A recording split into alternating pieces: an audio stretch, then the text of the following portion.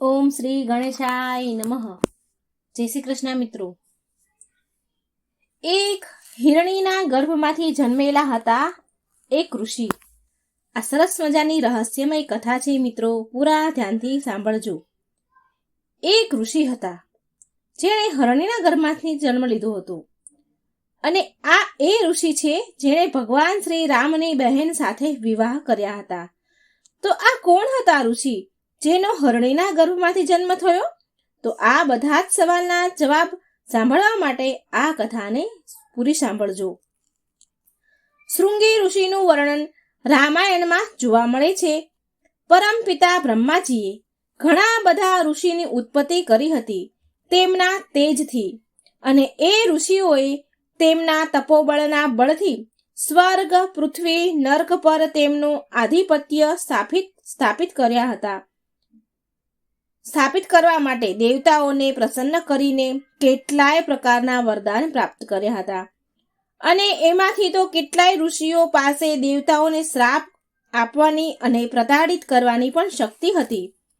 જે પ્રકારે દેવતાઓમાં અને અસુરોમાં સતા સંઘર્ષ માટે યુદ્ધ થતા હતા, ઠીક એ પ્રકારથી જ તે સમયે ઋષિ પણ તેની તપસ્યાથી દેવતા અને રાક્ષસોને ભસ્મ કરવાની દિવ્ય શક્તિ પણ ધરાવતા હતા. માટે દેવતાઓએ કેટલાય ઋષિઓની તપસ્યા ભંગ કરવા માટે સ્વર્ગની અપ્સરાઓને ધરતી પર મોકલી હતી. તો ચાલો આજે આપણે આવી જ એક અનોખી વાર્તા સાંભળીશું. આ પ્રાચીન સમયની વાત છે, જ્યારે ઋષિ વિભાંડક તેમની તપસ્યા કરવા માટે એક વનમાં ગયા હતા. ત્યારે તેમણે એટલું કઠોર તપ આરંભ કર્યું કે તેમના શીશમાંથી ત્રણેય લોકમાં તેમના તેજની કિરણો પડી.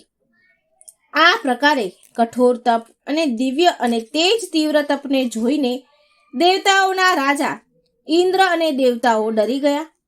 દેવરાજ ઇન્દ્રને આ ભય સતાવા લાગ્યો કે ક્યાંક વરદાનમાં વિભાંડક ઋષિ સ્વર્ગ ન માંગી લે.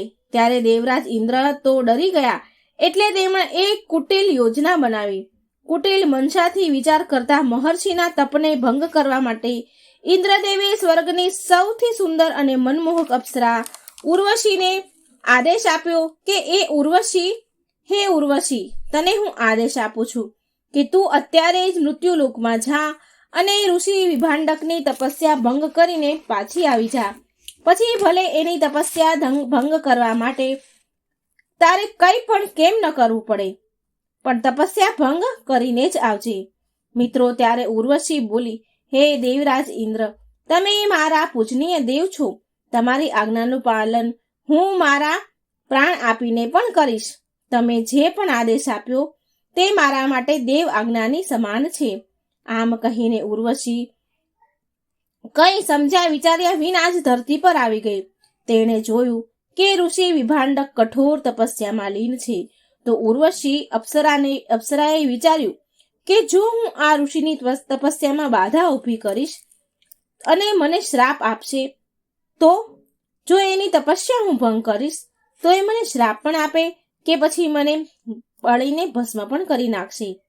અપ્સરાએ એ ઋષિ પર નજર તાકીને છુપાઈને એને જોતી હતી. પછી એક દિવસની વાત છે, અપ્સરાએ જોયું કે ઋષિ મુનિ સ્નાન કરવા માટે તળાવમાં જઈ રહ્યા છે. તો અપ્સરાએ તેના રંગરૂપથી ઋષિ વિભાંડકને મોહિત કરવાના પ્રયાસ કર્યા. એ સમયે ઋષિ વિભાંડક પણ તેના રૂપને જોઈને તેની કામ વાસનાને રોકી ન શક્યા.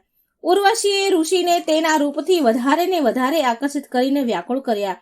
પરંતુ અપ્સરાના અતિ સુંદર રૂપને જોઈને ઋષિ વિભાંડકનું તેજ તત્વ સ્નાન કરતા સમયે પાણીમાં પડ્યું. અપ્સરા ઉર્વશીને જ્યારે એ વાતની ખબર પડી તો એ સમજી ગઈ કે તપસ્યા શારીરિક મિલનથી ભંગ ન કરી શકાય. તો અપ્સરાએ એક હરણીનું રૂપ ધારણ કર્યું અને તળાવમાં જઈને તળાવનું પાણી પી લીધું. અને પછી એ હિરણી પાણી પીને ગર્ભવતી થઈ ગઈ, અને અપ્સરાના ઈચ્છા ન હોવા છતાં પણ તેણે એક બાળકને જન્મ દીધો અને એની તપસ્યાને ભંગ કરી જ દીધી. છેવટે આ અનોખો સંસર્ગના ફળ સ્વરૂપ શૃંગીનો ઉત્પત્તિ થઈ. શૃંગી ઋષિનું ઉત્પત્તિ થઈ અને પછી અપ્સરા એ બાળક લઈ અને વિભાંડક ઋષિને આપે છે. પૌરાણિક માન્યતા અનુસાર ઋષિ શૃંગીના માથા ઉપર એક શિંગડું હતું, માટે એનું નામ શૃંગી પડ્યું. ઋષિ શૃંગીના જન્મ બાદ અપ્સરા ઉર્વશીનું ધરતી પરનું કામ સમાપ્ત થઈ ગયું. એ ઋષિ શૃંગીને વિભાંડક ઋષિને સોંપી અને સ્વર્ગમાં ચાલી ગઈ તથા એ સ્વર્ગલોક માટે પ્રસ્થાન કરી ગઈ. આ દગાથી ઋષિ વિભાંડકને એટલું દુઃખ થયું અને તેને નારી જાતિ સાથે નફરત થઈ ગઈ તથા તેના પુત્ર ઋષિ શૃંગીની નારીનો પડછાયો પણ એના ઉપર ન પડવા દેવાનો નિર્ણય લીધો. આ જ ઉદ્દેશથી એ ઋષિ શૃંગીનું પાલન પોષણ એક અરણ્ય વનમાં કરવા લાગ્યા. એ અરણ્ય અંગ દેશની સીમાથી નજીક હતા. એમના ઘોર તપ તથા ક્રોધના પરિણામ અંગ દેશને ભોગવવા પડ્યા. ત્યાં અંગ દેશમાં ભયંકર અકાળ આવ્યો. અંગ દેશના રાજા રોમપદ અને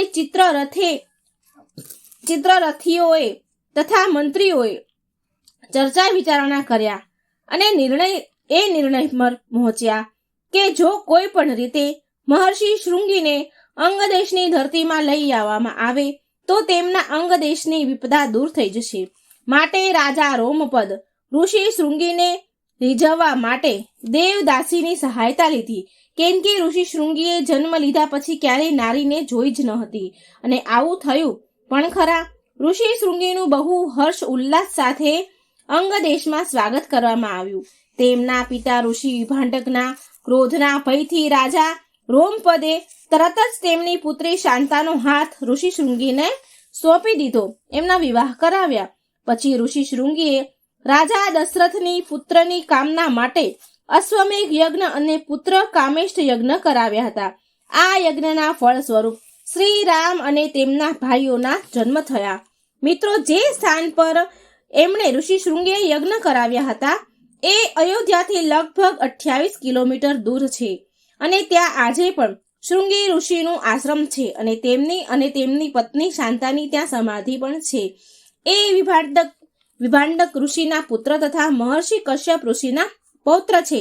તેમના નામને લઈને તેમના માથા ઉપર શિંગડા સંસ્કૃત ભાષામાં રંગ આવા ઉભાર હોવાના કારણે તેમનું આન શૃંગી ઋષિ નામ પડ્યું હતું. વર્ષો સુધી તપસ્યા કર્યા પછી તેના માથાના શિંગડા લુપ્ત થઈ ગયા હતા અને પછી તેમના વિવાહ અંગદેશના રાજા રોમપદની દત્તક પુત્રી શાંતા સાથે સંપન્ન થયા હતા, જે વાસ્તવમાં રાજા દશરથની જ પુત્રી હતા. શાંતા અને ભગવાન શ્રી રામના સગી બહેન, મોટી બહેન હતા. તો મિત્રો, તમને આ કથા સાંભળીને જરૂર જાણવા મળ્યું હશે કંઈક. તો મિત્રો, જો તમને મારી કથા વાર્તાઓ સારી લાગે તો મારી ચેનલને સબસ્ક્રાઇબ કરજો, મારા વિડીયોને લાઇક અને શેર પણ કરજો અને કોમેન્ટ બોક્સમાં ભગવાનનું નામ પણ જરૂર લખજો. જય શ્રી કૃષ્ણ. રાધે રાધે.